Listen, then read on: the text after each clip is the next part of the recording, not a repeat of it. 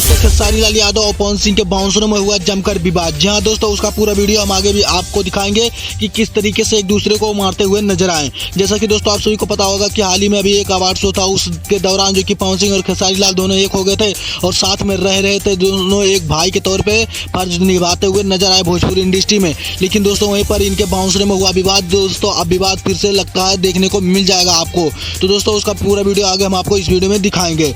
दोस्तों जैसा कि आप सभी को पता होगा, लखनऊ में एक अवार्ड शो था, उसके दौरान जो कि पवन सिंह, खेसारी लाल और रवि किशन तीनों लोगों गए थे। दोस्तों वहां पर तीनों लोगों ने जो कि एक साथ रहा और दोस्तों ऐसा कभी फील नहीं होने दिया कि ये दोनों के बीच में दुश्मनी है। जैसा कि दोस्तों आप सभी को पता होगा कि ये दोनों एक दुश्मन के जैसे रहते हैं। लेकिन दोस्तों वहां पर अवार्ड शो के दौरान दोनों एक हो गए थे।